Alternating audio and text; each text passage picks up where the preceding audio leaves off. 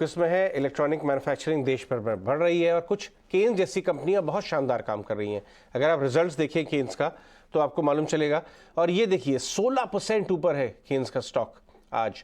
हमारे साथ मैनेजमेंट जुड़ रहे हैं, एमडी रमेश कन्नन और सीएफओ जयराम संपत। जेंटलमैन, आप दोनों का स्वागत है और आपको मैं कॉन्ग्रेचुलेट कर दूं, बहुत ही धमाकेदार आपने परफॉर्मेंस दी। जब आपका आईपीओ आया था तो बहुत सारे लोगों के मन में संदेह था वैल्यूएशंस को लेके, लेकिन आपकी परफॉर्मेंस ने काफ़ी लोगों को अपनी तरफ आकर्षित किया है। मैं जानता हूं बहुत सारे funds have been buyers last कुछ महीनों में।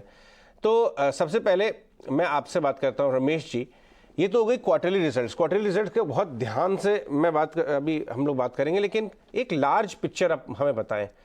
नेक्स्ट 1-2 साल में जिस हिसाब से देश भर में एक इलेक्ट्रॉनिक मैन्युफैक्चर की भयंकर डिमांड शुरू हो गई है, समय बदल रहा है, क्या टारगेट्स आपने सेट कर रखे हैं 12 से 24 महीनों के हिसाब से अगर देखा जाए तो?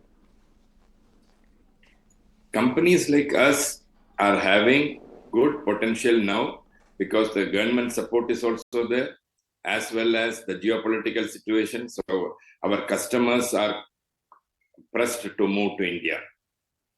Only thing is we have to gear up and we'll become another China-like large manufacturing house.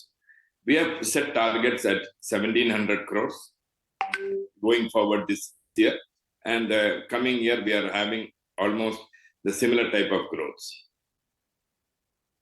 1,700 crore की जो आपने टारगेट है टॉप लाइन की, अनचेंज रखी है, ये you are sticking to it? बिल्कुल ठीक है। जयराम, आप मुझे ये बताएं कि ये बढ़ती हुई टॉप लाइन में जो 1700 का अभी बातचीत चल रही है, इसमें आपके मार्जिन इंप्रूवमेंट के लीवर्स क्या हैं? करीब 16.5 के करीब आपने मार्जिन किए हैं। मार्जिन इंप्रूवमेंट के लीवर्स मतलब ब्रॉडली अगर मैं 2 से 4 क्वार्टर अहेड की बात करूं तो क्या क्या किया जा सकता है कंपनी में जिससे मार्जिन इंप्रूव करें ब्लेंडेड? हमारे बिजनेस में एनीवे नमस्कार Ajay ji, thank you for having us. ये हमारी बिजनेस में essentially operating leverage plays an important role. So अभी जैसे कि कुछ हमने गेयर अप किया हमारे कॉस्ट में एंड सो ऑन। सो उसके हिसाब से I think for the year and the year after next the non-production related expenses will not increase too much. There will be only capex and और हमारे जितने भी वर्कर्स वो सब इंक्रीज करेंगे। तो उसके हिसाब से ऑपरेटिंग लिवरेज 1-2% मिलने वाला है हमको definitely over coming year as well as the year after next. जैसे FY24 FY25 में आप एक्सपेक्ट कर सकते हैं कि परसेंटेज वाइज इंप्रूवमेंट जरूर रहेगा, इन बोथ एबिटा लेवल पे रहेगा और सम टैक्सेशन बेनिफिट्स भी है हमारे पास, तो इसीलिए आपको पैट लेवल पे भी आपको कुछ मिलने वाला है। आखिरी सवाल, अगर मैं आपके रेवेन्यू सेगमेंट को देखूं, ऑटोमोटिव, इंडस्ट्रियल, रेलवेज, इसमें सबसे बड़ा डेल्टा कहां पे आएगा? अगर हम 1-2 साल की बात करें, एक टॉप लाइन 1700 उन्होंने डिस्कस की आपके एमडी साहब ने, लेकिन सेगमेंटल की बात करें तो सबसे ज्यादा डेल्टा ग्रोथ कहां से आएगी? देखिए अभी जो हमारे पास RFQs वगैरह हैं, आपको तो मालूम है ऑटोमोटिव सेक्टर हमेशा स्ट्रांग रहता है, लेकिन हमारे पास additional delta RFQ few notice, it will be more like industrial and railway segment में भी काफी एक्सपेक्टेशन है कंपेयर टू हमारे पास में लास्ट 2 इयर्स में रेलवे सेगमेंट थोड़ा सा म्यूटेड था। रेलवे सेगमेंट में भी काफी एक्सपेक्टेशन है, इंडस्ट्रियल में काफी एक्सपेक्टेशन है।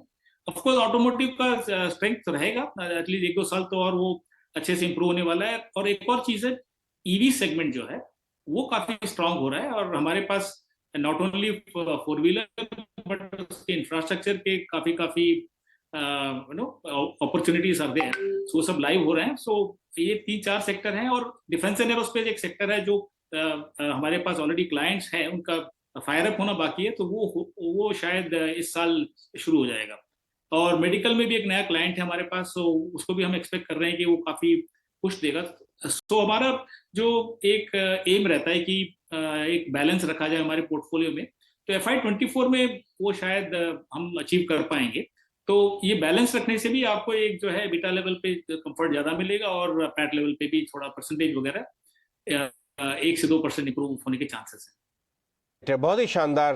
रमेश जी, जयराम, आप दोनों का बहुत बहुत शुक्रिया आज आने के लिए। आपके शेयर होल्डर भी बड़े खुश हो रहे होंगे जिस हिसाब से रिजल्ट्स रिएक्ट कर रहे हैं, स्टॉक रिएक्ट कर रहे हैं आपके रिजल्ट्स को। चलिए एक चेक भी ले लेते हैं। राहुल, बहुत बढ़िया। ये देखिए कितनी शानदार मुस्कुराहट के साथ हमने बातचीत ख़त्म की है, और ये जो है ये कॉन्फिडेंस और ये मुस्कुराहट आती है शेयर होल्डर की एक्सपेक्टेशन को पूरा करके।